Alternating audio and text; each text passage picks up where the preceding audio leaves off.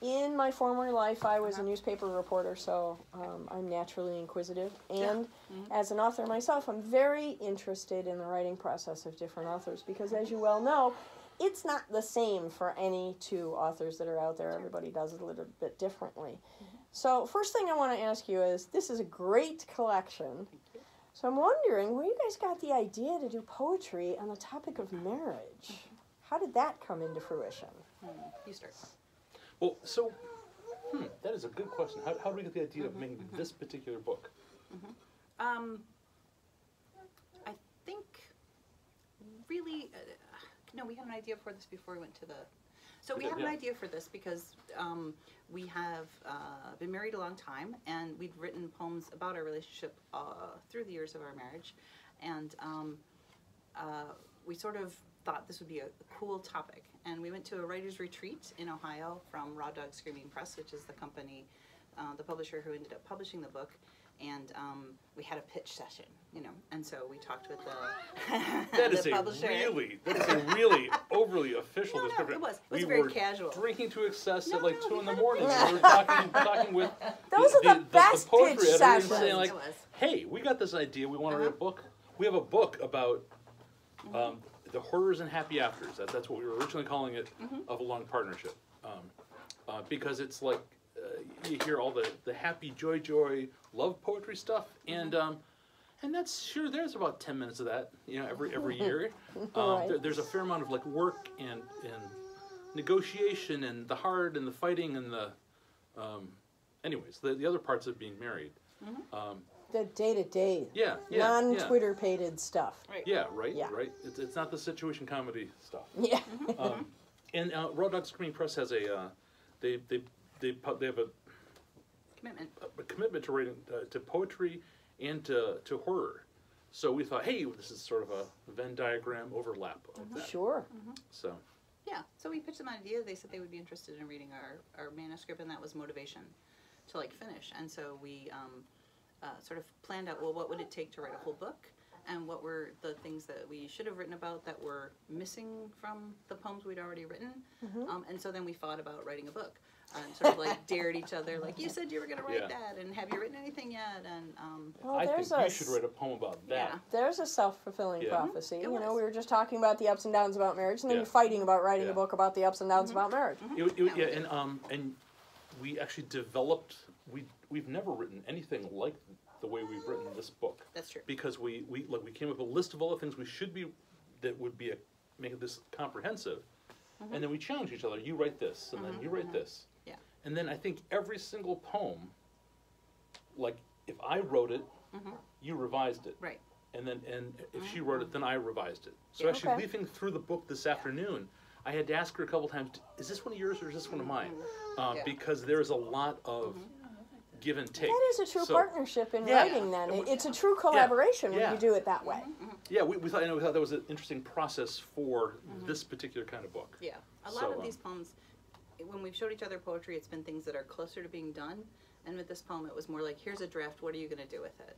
Yeah. And so, we did take more writer action on each other's work and less just editor action. So what was that process like? That I've collaborated with people before, right? And that's a really exciting experience because you're able to feed off each other's energy and feed off each other's ideas and say, oh, this is a good way to do that, and this is a great twist to take here. Yeah. How did you find that collaborative process and still go to bed with each other at night? Yeah. No, it was really fun. I mean, it was a lot of like trust. That you let someone else edit your words, change your words around when they're still very new. And I think that was more, that was the most innovative part of the book for me. I've had people read my writing, because I was an English major and I was an English teacher, so I've had people read my writing at all stages, mostly the editorial stuff. But to let someone else like rewrite a poem, change it drastically, that was different. Yeah. That was different, and it was fun. Yeah, I think actually once you're right, once you got past that level of trust, that vulnerability, that like I can always revert later. Yeah, change it back. I can divorce you and revert back to the poem if you say something stupid. It was actually kind of fun because we were able to challenge and encourage each other to sort of accelerate different parts of each poem, like you're not selling that hard enough. You know, this is more of what you were saying there. Oh yeah, that's exactly what I was saying. That's exactly what I thought. Yeah. I'm so mad at you for doing that. Yeah, that's right. I know. Do that. Yeah, we also worked with a really great editor. His name is Stephanie Wojtowicz, and you know, even at that stage of, you know, sending her the whole manuscript and getting it back from her, we did a lot of work after that too, and that was really, really cool to have like totally fresh eyes on a piece of writing, and also, you know, things that were personal. Yeah. So that brings me to my next two questions, which the first part is, how many poems did you write, and then how many ended up in the book? And then the second question would be, how many rewrites did the entire book go through? Well, I mean, to start, like some of these poems are like 30 years old. You know, I wrote them when I wrote some when I was in college, and so did Jim. Others of them were more new. You know, like I said, throughout our marriage, we've written poetry. But then, how many poems do we write? I mean, there were, you know, we have more poetry. So we made definite choices, like what things had to do with our relationship or our family, you know, that fit in here. Right. And then one thing actually I learned from Stephanie was the sense that a book of poetry has to be a book. Right. It has to be have some a meta-narrative. cohesiveness. Exactly. So she's really, really good at coming up with like overarching metaphors for her whole collections, and she comes out with a collection every year. Yeah. So that's craziness. Which is awesome. Yeah. Well, and also she's got really sort of beefy. I mean, they're not like little chapbook books. No, they're like there's 100 poems. Yeah. You know, there's like it's like you can hold this in your There's hand. a book there. Yeah, exactly. You can throw it across the room at something. That's a book. Yeah, and I think that's something we really got from her. The idea of a thematic set, rather than something just, you know, the poems I've written in the last year, which is a different kind of way of organizing. But you know, an idea that everything in the book fits under makes a really interesting collection. That's more of a writerly way of looking at a book, as opposed to a readerly. It's like, I'm going to sit down and invest some time in this story. I should have a sense of knowing somebody at the end. You know? Right. So what did you find was the most challenging aspect of writing this collection? Go ahead. Most challenging to you? I'm supposed to go first? Well, I think for me, okay, I'll start. The idea of like getting done was a real challenge, right? Because it's really easy to say like, oh, just a little bit longer, you know, or how much more, or what, you know, what's missing. But it was so satisfying to like finish a manuscript. It was really super exciting. That is a good feeling. So it was very challenging, and then it was so satisfying to get there. Right. You know? Right, having a deadline. We weren't done. You know, at that point, we still worked for quite a long time after that. But that sensation of like, it's complete. Yeah. It's very much like a special moment.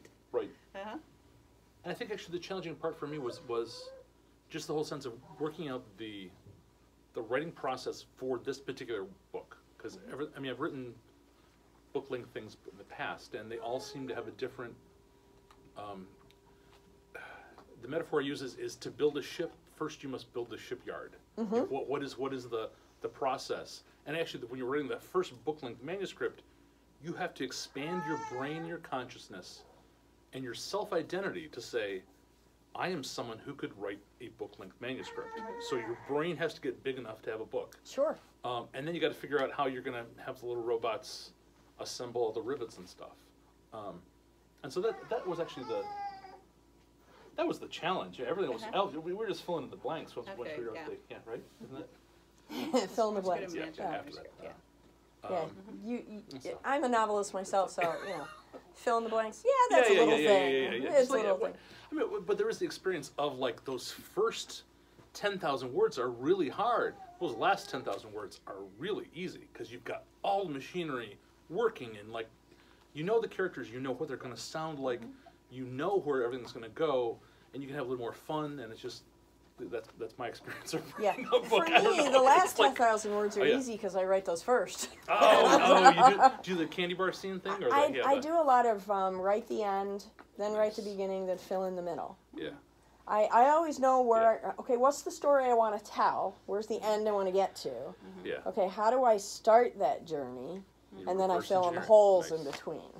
I'm a hole filler. Yeah. So when you say fill in the Yeah. blanks, I kind of go, yeah. Yeah, that's sort of it. Yeah. I know someone who encourages you to, all those scenes that are really, really exciting, write those, and then don't write the scenes you don't want to write, Right. that you're bored about. So, because otherwise, if you're bored with it, the writer's not going to be excited. Yeah, I remember there's a quote about Mark Twain, from Mark Twain.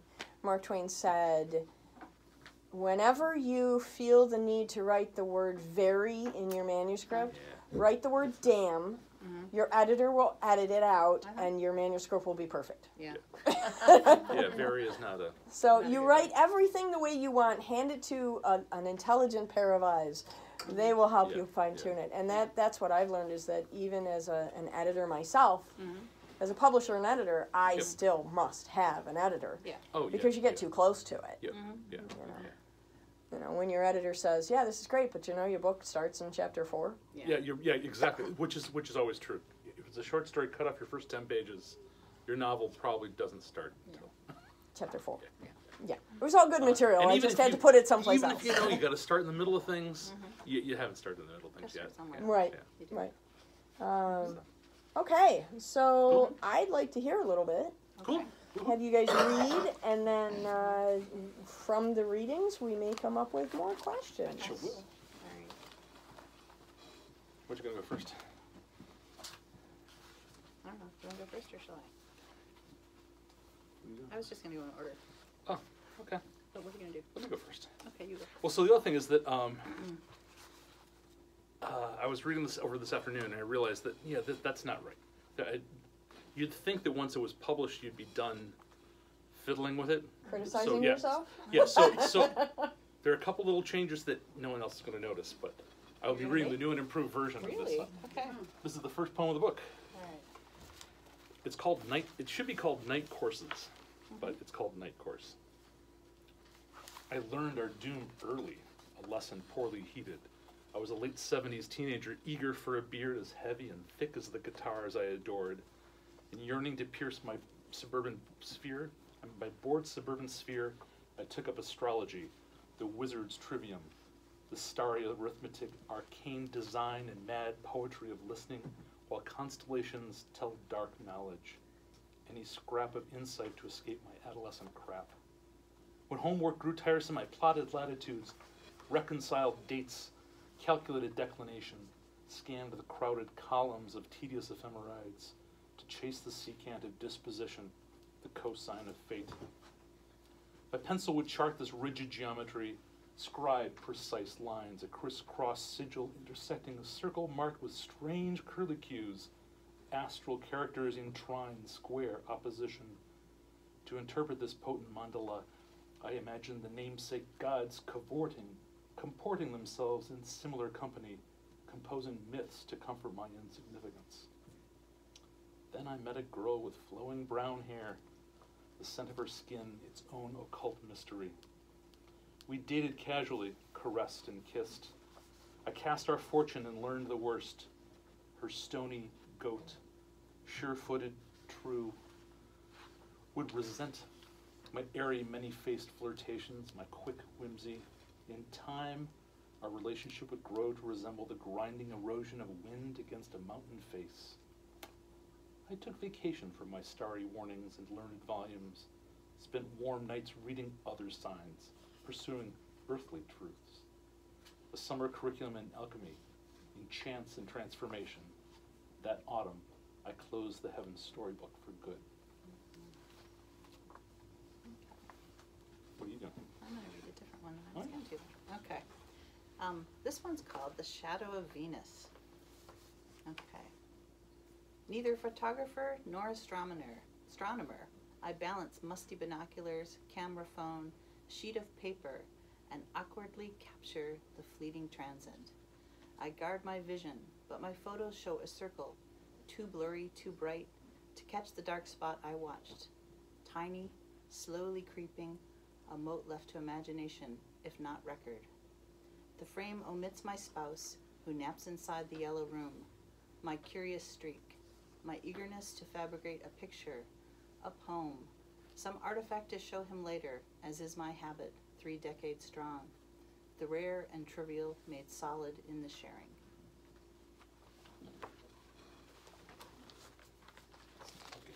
So I gotta come up with a response? No. That would be really clever if we That would've actually been planned this cute. better. Yeah.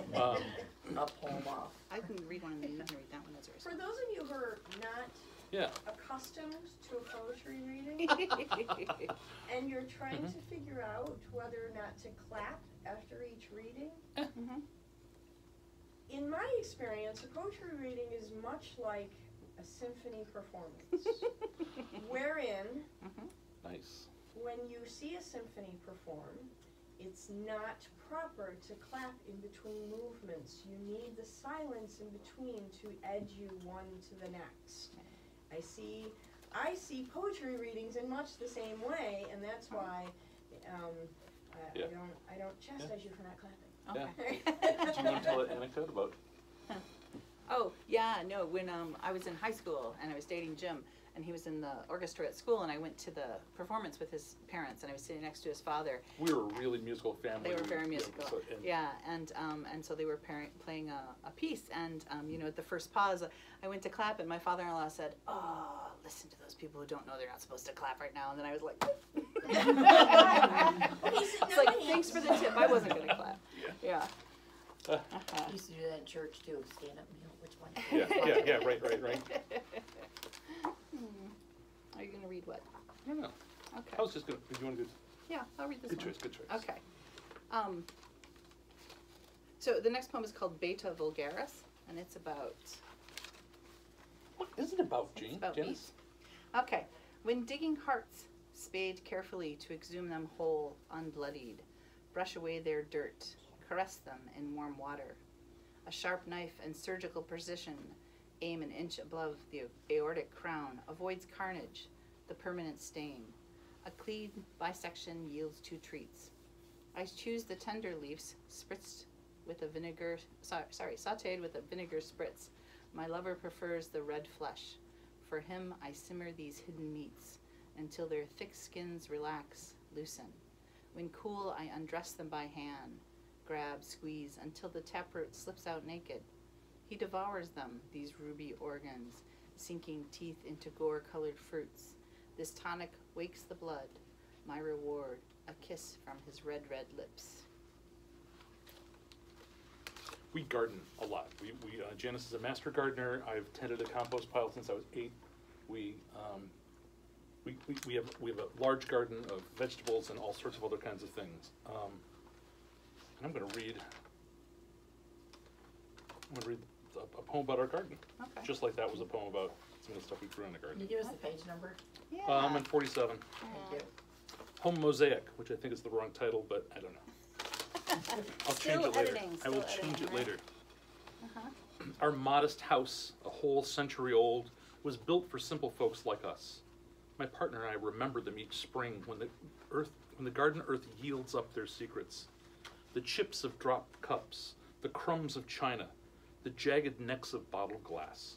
Some root beer brown, some a pale kaleidoscope, a jigsaw treasure we piece into tales while we till. I posit a bachelor, a bit distracted, embarrassed by decades of drunken clumsiness or laudanum tremors. He buried the evidence near his roses and professed innocence. My love imagines a couple. One ordinary evening, as the last dish dripped on the rack, the woman considered her mate, his cigar, its ash, and she smashed her entire cupboard bare. Her anger abated, unquenched. She stood to her ankles in shards of keepsakes and marriage gifts. Her husband, composure shattered, entered ranting. She briskly swept her kitchen, her life clean. The story astonishes the trowel from my glove. I stammer, "Why did she wash the dishes first?" My enigmatic partner responds a gleaming smile. Porcelain, implacable, precious.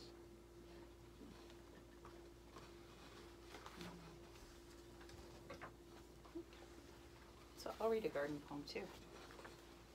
This one's called What Grows. From the window above, through the frost-etched glass, the ground wavers under our touch. Once, on the shortest day of the year, Jim measured and marched a circle and placed bricks to mark the round bed. Now the rectangles nudge up, budding through the snow like early crocuses or a Stonehenge. Year-round the garden grows, soil freezing and thawing, surfacing the lost and planted remnants of its former tenants. The same shovel that's 5 times turns that soil finds a file rasping on the metal. Each rock moved shifts the balance, anthill pushed aside, and the ground shifts back, giving a hollyhock, pumpkin, a moonflower we didn't ask for. We uncover something new for every bit we bury. Each element has its season, plant, bug, or weed.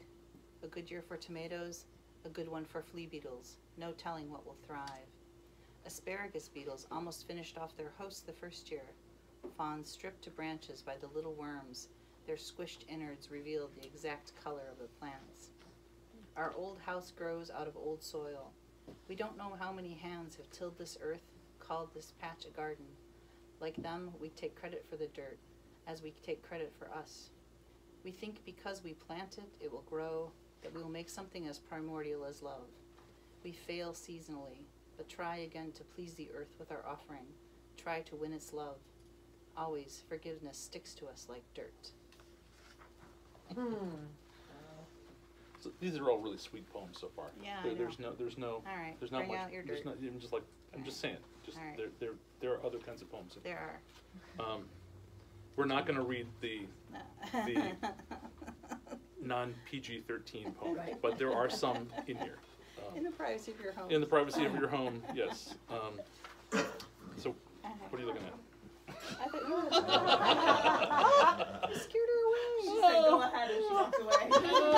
No. Wow. So, I mean, a good segue for that would be the home improvement plan. We live in an old house. We used to live in a house that was 180 years. I'm sorry, 1880. Yeah. We live in a house now that was built in 1920. Yeah. They're constantly requiring attention. Just like houses do. But And just like relationships. What is that? Is that one? Did you find it? Did you have? We'll see. So, and we are, Room for improvement. yeah, so we are fans of doing yourself. Like, so we've done all sorts of really, really stupid projects. Like refinishing the floors one year. And this is particularly silly because these were pine floors, not oak or whatever, so you gotta be very careful not to sand too deeply, and it's a horrible mess. And similarly, we are huge fans of marriage therapy. I mean, we've been married for 35 years, and you wouldn't drive a 35-year-old car without taking it into the shop every now and then. So I mean, like, and so it's really, really good to renegotiate what our expectations and who we are and that kind of thing. So maybe that's what this is a What are you metaphor gonna for. read? Yeah, what the hell am I going to read here? It's called Room for Improvement. My sander whines, nags as I drag it along. Hers too, worse. If our tools were silent, we too would yell, squeal, screech. Ineffectively but necessary at this stage in the process, in the frustration. We compressed our overstuffed lives, again made space for this work. So, near yet not close, we labor, isolated by noise, ears corked with foam, mask the curses we mutter under our choked breath. Back and forth, the repetitions numb our muscles, our minds. But just now I gaze across the small room at you, hunched, aching.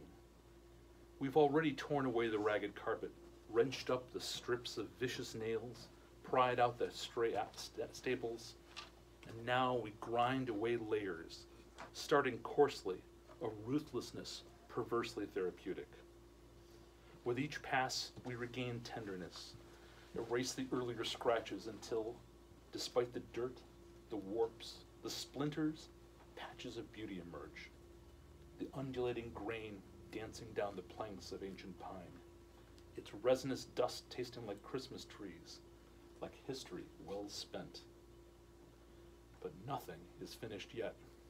We still might triumph, or just muddle through to completion, or abandon everything undone, so many others do. What fools entrust such precious tasks to amateurs?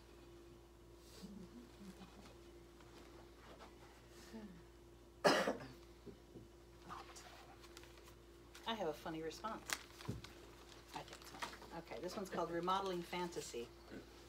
Later you can say to your second wife, the one who comes after the first one wears out, that you never liked that color, that it wasn't your idea, that the tile was so crooked you can hardly craft straight. But for now, let's just say, good job. Nice. Yeah. What else are you going to read? I don't know. Should we keep reading? Does anyone have a question? Let me ask you this. Yeah. Okay. What's your name? Janet. Janet. Mhm. You bought the book Yes. ahead of time. Did you have a chance to read it before tonight? I just picked up one that I liked Okay. on page 46, Growing Dust. Okay. So can you read Growing Dust for us? I And will. then why not talk a little bit about where it came from, how it evolved? Sure, I could do that. Okay. So, Growing Dust. The woman who lived in my house before me never bothered to dust the tops of doors or windowsills, never scrubbed under her stove, never noticed, I suppose, the dust and the dirt. When I moved in, I noticed rubber bands, marbles, cat food stuck in the floor vents. I scrubbed, dusted, and bothered. But she planted the flowers alongside of the house, by the front porch in the backyard. That first spring, they took me by surprise as I shook out a rug on the front steps. They must have been there before, preparing to bud, even without me noticing or bothering with them. No violets, my favorite, or marigolds, and the rows aren't straight. Present as they were, I let them be. So, yeah, actually I wrote this poem a really long time ago. And that was an interesting process because I wrote it when I was still in college and we first lived in like the first house. And when we were writing this collection, when I gave it to Stephanie, my editor, she asked me to make some revisions to it. And that was really strange because that's a poem that's like, it's like 34, 35 years old. Like that seemed really reaching back to make some changes. And I did make some changes that I like it better now. And I think, in some ways it's a young person's perspective too, because I think I had more time to worry about some things when I was younger, or they were more important to me, yeah,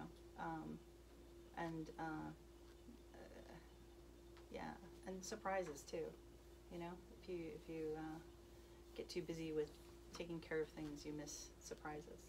So that's what the poem was about to me. Yeah, I like it. Well, thank you. Any other requests? PG-13. So. I like the above PG-13 ones. I vote next. 13 ones. She wants to read. No, she One of the wants to naughty read ones? one of the naughty ones. No, this is a child here. I'm just saying those are my favorites. I'm not Okay. requesting. Now we're gonna say. Not officially requesting. Any questions or conversation from you folks about the book, about the reading, about the writing process? This is your opportunity to really We'll tell it delve to you straight. into the brains of authors. So if you have anything lurking in your head, this is the time to bring it out. Okay. Anything from anybody? I like the first one, Night Course. Yeah. I've been that young person. I got this all figured out. Yeah. Written in the stars is how it's all going to work out. Yeah. I know exactly how my life's going to go. Right. And then you meet something and all that goes out. That's all funny. that- Yeah. If you have a child, all that goes out the window. So I mean, it's relatively true. I mean, I started studying astrology back when I was in high school, and back when you had to like do all the actual math. Oh yeah. Oh my gosh, that was not fun. No. And then at a certain point, the guy I was learning it from said, well, probably the worst combination is a well, the Capricorn Gemini. So yeah, and it's particularly bad when it's the man who's the same? So, yeah, nice. It's like, and I was What? like, You didn't know? and I was like, I'm not interested in Not hearing buying that. this. I'm not interested in knowing that. If that's because I mean that's like a, and I understand that was a young person's interpretation of the whole thing. But I was like, seriously, that's not going to help me do what I want to do. So I'm setting that aside. When Rich and I met, I did our charts. Yeah, Not the old-fashioned way right. because Yeah. there's software now. Yeah. This was like 15 years ago. And I'm a Cancer, Scorpio. He's a Capricorn. Oh, Capricorn. I did our comparison and it said, and I quote, these two should never form a union. Apocalyptic effect. And I'm like, this is the man for me. Yeah. Nice, I nice. mean, Yeah, it yeah. doesn't get any more powerful than that. It's going to be a heck of a ride. And it's been Exactly. 17 years, so Oh. obviously I made the right choice. But Yeah, yeah, I feel that. Yeah. We should not be together. It's like there's knowledge and there's useful knowledge, and it's like I was just going for, well, okay, fine, we'll do something else. But at that age, when I was 19 and did my chart, I was looking for an Aries because that's what I was supposed to be. Yeah. Yeah, yeah. Of course, I married an Aquarius, and that didn't go well. Yeah. But no, I mean, I wasn't going to date anyone that wasn't an Aries because that's my perfect match. Right. And then ended up then- being a Capricorn. And then you wouldn't have had any problems. Right. Right? Right. Yeah, I don't think that's exactly the way Aries would have loved my moodiness. Yeah, I could. Yeah, exactly. Yeah, right. Exactly. And my biting sarcasm and all those things. That's why I have a Capricorn. Just saying. So, You want me to read something? I could read two things. Okay, go. So, I'm difficult to live with. I'm a difficult person. I've had diagnosis of bipolar depression. I've had more than one suicide attempt. And that's been a challenge for Everyone. folks Yeah. associated with me. So here are a couple poems about. One's a poem about me. Okay. It's like warning. It's like warning you. That's Okay. the only one. It's called You. I'm sorry, Me, You, Here. The me who doesn't like you doesn't tolerate fools, doesn't appreciate sincere incompetence or silly goodwill. That me is dissatisfied with cow-eyed, stupid purity, doesn't cherish our stale, precious history. This me doesn't love. Yeah, unfortunately. You we just woo had- the we just worst had of the me. one. Savor choice delicacy, the gristle valves of my calloused heart. Plate up leather flaps hidden amid my private tissues, my innards most inedible. You treat an autopsy as buffet. My whole expanse is yours, a deed sealed and signed. Yet some is posted land, where irregular geysers spew, where rocky crusts scarcely conceal a chemical hell. All things are permitted, some do not edify. Trust your nose, love, before you devour the meal. When you chance on some caustic cavern pool, don't bathe. Caustic Cavern Pool. It's like it's also structured vaguely like a sonnet, and it's sort of in response to a couple Renaissance sonnets that literally take the image of I am those more traditional love poems, one would say, where like I am a territory that is entirely deeded to you. Yeah, and watch yourself, because there's parts you might not want to, Bugs in the water. Yeah, just saying. Yeah, black flies, big black flies. I love the alliteration. Thing, yeah. I mean, you say the phrase, and I'm standing in Rome going, what, togas? Nice. So, but it just adds another illusionary depth, I think, to it when you mix words like that. I think it creates really wonderful visual images. Yeah, thank you. And I can't remember the exact phrase that you said at the end of the one poem, like dirt. Oh yes, Yeah, like sticks dirt. to us. Yeah. Like Sticks dirt to us, forgives like- and sticks to us. Yeah, that's that. I've been married 8 years, and that just works. Yeah. So Yeah, thank you. it's just really powerful. Sometimes I love the way you can take such simple vocabulary, bookend it with one or two thoughts or images, and instantly that simple vocabulary becomes something else entirely. And I think the two of you are incredibly skilled at that. Thank you. I really like that, and I think it's phenomenal that the two of you can do this together. Yeah. And not to kill each other in the process. Right. So far, so good. Yeah, we have really different. Yet is the Still kicking. yet that's one of our argument words too, isn't it? Yeah. Is that I'll say this hasn't been done. And I'll be like, Jen, yet. And we actually have, when we write on our own, we have really different poetic styles. Much more structured, a little more narrative, a little longer. Janice is more lyric. I think so, that's true. Yeah, a little more I modern. tend to write shorter pieces. And you revise them And you didn't differently. find So- the mixing of those? Oh yeah. Collaboration, did you find that difficult? Yeah. But I kind of think it was a hybrid. I think it was a Yeah. good blend. Yeah, Um, I think it worked. So aside Yeah. from poetry, Yeah. I know we have the Shivers Bug Book, which by the way Oh is yeah. Not for a kids. wonderful read in and of Yeah. itself. But so aside from the poetry, do you delve into other genres? Are there, or are you primarily poets and editors of other persons' works? Yeah, I mean, so for for- yourselves, do you enjoy writing other things rather than poetry? Sure. So for about 5 or 6 years, very actively, and now kind of in dormant state, we wrote articles about gardening for a website that we ran that is still there, but kind of, in hibernation at the moment.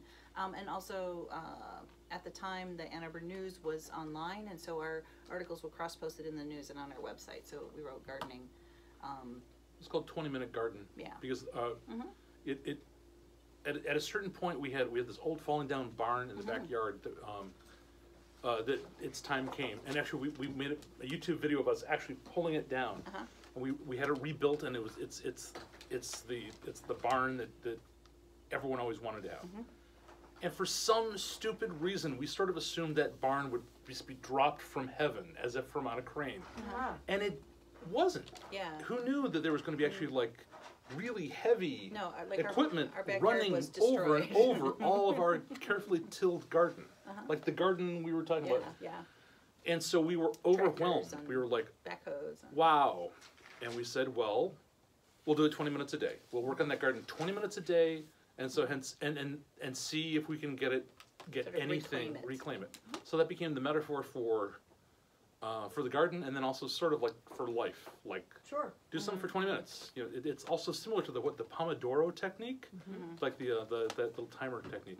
I think that's 22 minutes though. I don't know, but also you can't you can't plant a whole garden in one day. Right. Is the other way of looking And at it, nor right? would it work if you did. No, it wouldn't Yeah, work if you did. Like it needs that constant attention, constant but limited attention, and so that was the approach that we took in that. And we wrote about gardening and about recycling Meditation and like meditation and cooking outside and processing the foods that we grew. one of the and it best really posts fun. was about stealing other people's leaves, Oh yeah. because leaves are a great mulch, and like other people were getting rid of their leaves, and like so we actually stole other people's leaves. And We we would still go do, out and like rake 'cause other you people's have leaves. to bag them in our Yeah, neighborhood. yeah, it was You like have to bag it them. was So we fantastic. just, Yeah. bag them and take them home and keep them over There's a winter. great photo of me with like a bandit's mask Yeah. and a leaf 'Cause rake. Jim is yeah. a ham. Total Put out a ham. camera. Gemini. Like put on a costume. Okay. Oh yeah. Yeah. So we wrote a lot of that. I mean, we have academic background, so a good deal of our writing life was those kinds of works, and we at least proofread each other's papers. And then for what about else? a decade, all I wrote were plays. We were in Toronto, and well, actually even before that, we were with a small Community theater troupe. Yeah, for about a whole decade, that's all I wrote was drama of one type or another. And then I've written novels. I mean, I've written young adult novel, that kind of stuff too. So the long form fiction. Okay. Although I've got this like really perverse love for short stories that are totally overlooked in this era. They're such Right. such. If you can evoke a whole world and a mood and in a short amount of words, I just have a great Well, affection if for it's that. any sense of consolation or comfort to you, short stories are coming back. Are they coming back? With the vengeance. We Okay. hope. There are many customers who come into the Oh, scriptorium nice. asking interesting. for short forms. Yeah. So don't lose Yeah. hope Yeah, just yeah, yet. Well, yeah. I mean, I do think like electronic media has allowed certain things like the novella, which really Yeah, died out a long exactly, time ago. yeah. Like that's made Yeah, somewhat of a return. yeah. We're seeing a lot more novelettes Yeah, coming right, through, right. which is very exciting. That short form people Yeah. want to read it while they're waiting for a doctor's appointment, and they don't Right, want to get right. completely involved into Yeah. a complete novel. So, yeah, the short story form is coming back. So feel take comfort. Yeah, exactly. Isn't Yeah, yeah. blogging brought essays back? I think so. Yeah, right, We right, hated right. writing essays all through school, and now people are clamoring to have That's space to write an true. essay. Yeah, So yeah. short, Yeah. sweet, to the point. Yeah, There's Because all of us has a There's novel, and also- it's just a matter of getting the words down. Yeah, there's also that sense with the short form too of a to be continued. Dickens used a to lot of- right. serialize everything. right? Yeah. You how he know, fed and his how much family. fun It's was so that? Yeah. That's Not a fan starting- of Dickens because it totally felt like he did not know where that was going to end when He he started. didn't. Yeah, He yeah. So didn't. that's Make it up. But Um, that serialization is coming back. There are several collections of serials for the Kindle now, yeah, Oh, right, specifically right. built for Kindle, and Yeah. they're written in serial form. So Well, again, also the don't whole, lose heart. Yeah, yeah, exactly. Right, Well, right. Yeah. So. if you write extensively, when I did a master's, I wrote everything I knew about the topic, and when I got done, I knew twice as much about the topic than when I started. Yeah. So therefore, it was only half the information I knew. Yeah, yeah. So maybe short is better. Short, and then a revelation, and then come back and re-examine it. Short again. Yeah. Own association, train through life.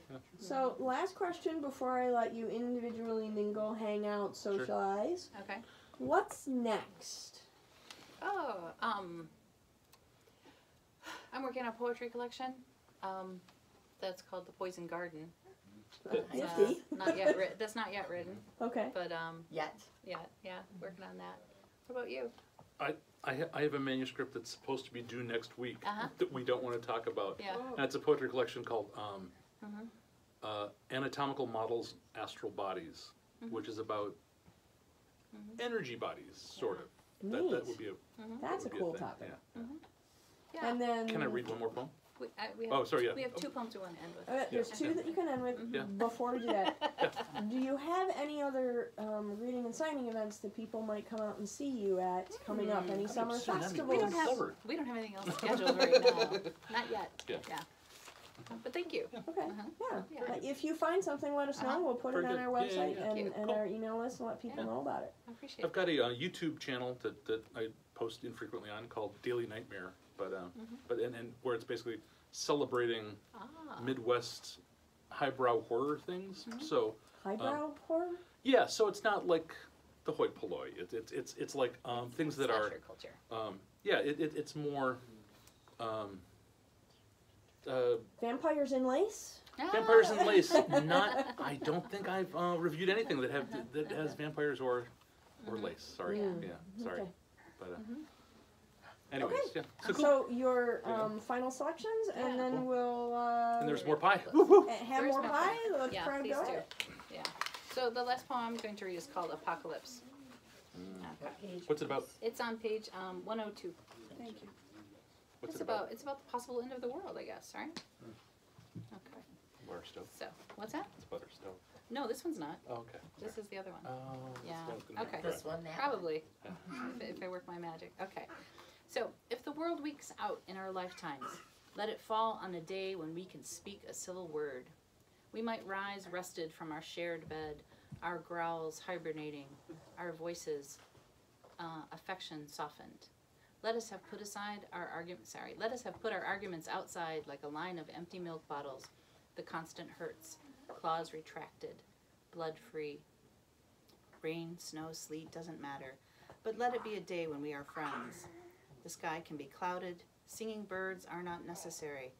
The traffic can rush or jam as it will. Leaves can fall or bloom. Let's not be finicky if it's really the end.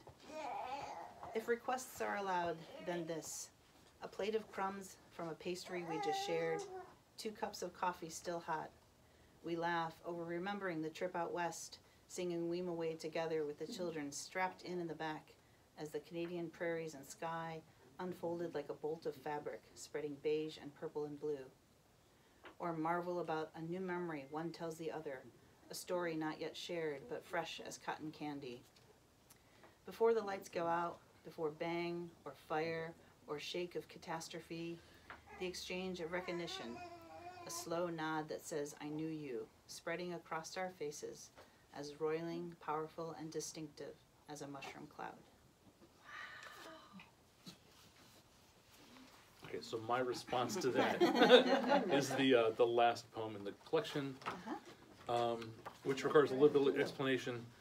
For several years, maybe again, there was a Krampus festival in downtown Ypsilanti, where everyone dressed up like Krampus, which everyone knows is the Swiss mountain troll that accompanies Saint Nick on the 6th of December.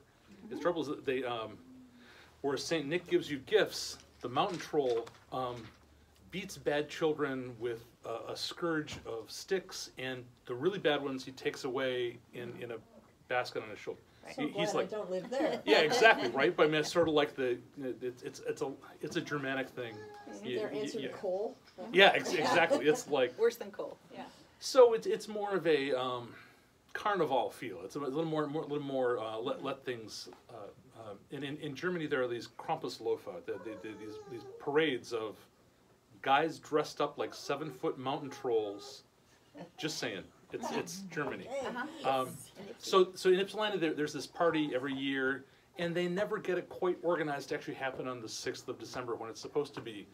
And several times it's been actually on the 21st, on the solstice. So this is a cold solstice. So in other words, this sounds like a totally fantasy story, and it's nearly photorealism. All right. We greet this long night cautiously, an ordeal, yet another holiday trial for our poorly yoked temperaments. My horned mask, your impromptu disguise.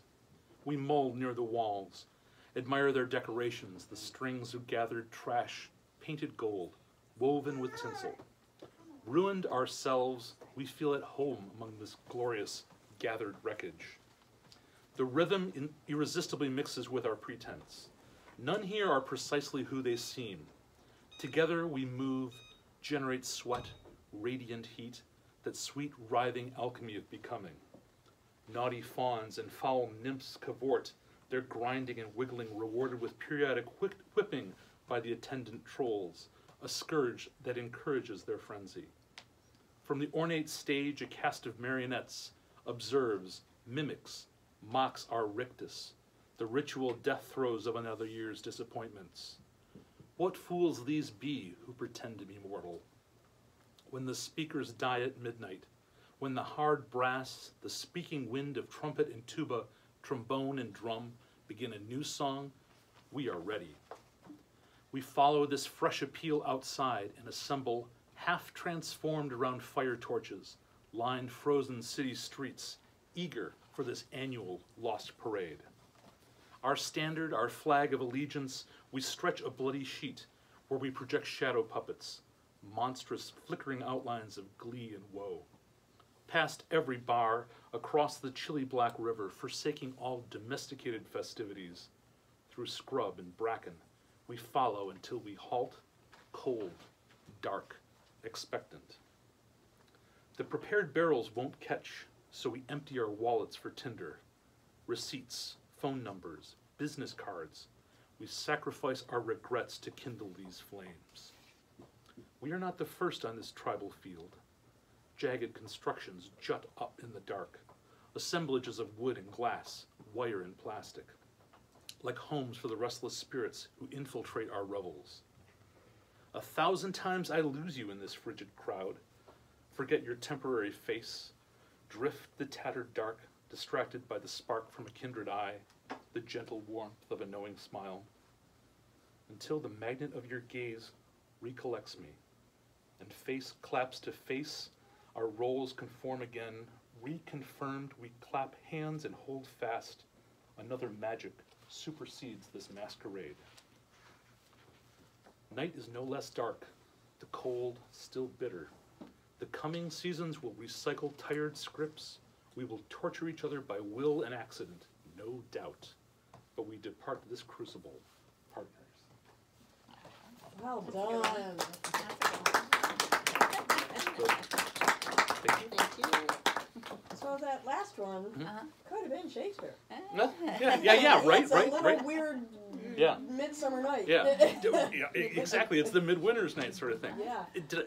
The party takes place at a marionette theater in downtown Ypsi, and so they've got Okay, I'm just gonna have to go. Yeah, Just it's just it's utterly That's crazy. cool. Yeah, It was a yeah, cool party.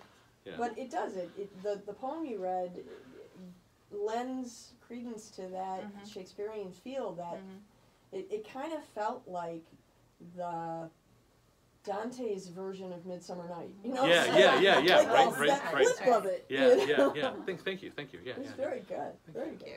Thank you for coming. Thank you for having us. and This was a thank you- blast. Thank you all for coming. Thank you so much.